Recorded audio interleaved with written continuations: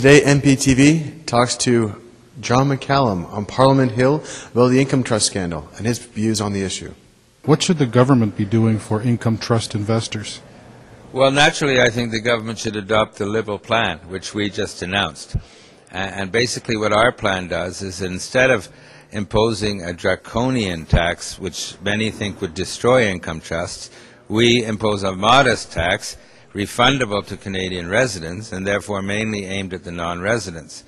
And the effects of this are twofold. One, the government's basic argument was fairness in the tax system, and that the companies and the income trusts should pay their fair share.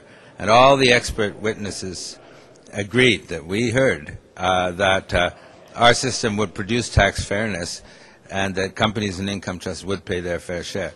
But the main advantage of our plan is that it would bring back 2/3 of the $25 billion that investors lost in that one day on November the 1st as a consequence of the government's broken promise. The government broke its promise not to tax income trusts.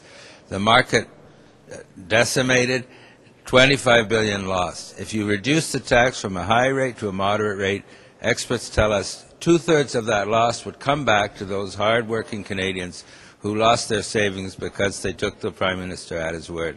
The Prime Minister emphasized very strongly in the election that he would not tax income trusts.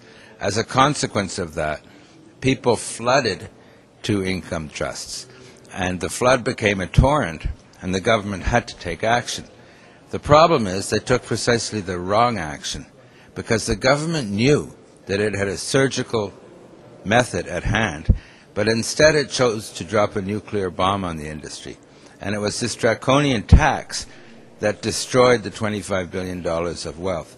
Had the government instead done the responsible thing and shown any concern at all for the well-being of those investors who had believed Mr. Harper, it would have imposed a much smaller tax or other moderate measures, and the savers would have been hit far, far less. So what our plan does, we can't put the toothpaste back in the tube. If people have sold their assets, we can't help them. But for the many Canadians who are still holding on to their income trusts, implementation of our plan would bring back about 2/3 of the wealth destroyed by the government's action. Is this the end? Is this a good outcome? Well, our measure hasn't been adopted. We're proposing it. We're pushing it as hard as we can. We're hoping to get bloc support. But I must say it's an uphill battle, because the NDP is so frightened of an election that they're pretty well in bed with the Conservatives. And so in order for it to get through the House, we would need both the NDP and the bloc.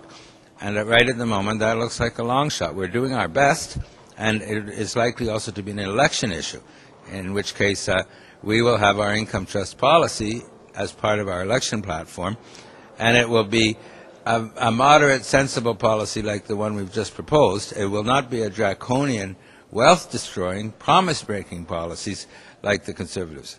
Should the Conservatives apologize for the way they handled the situation? I think certainly the Conservatives who impugned the character of Ralph Goodale, questioned his honesty repeatedly with catcalls across the aisle of the House of Commons, should apologize to him now.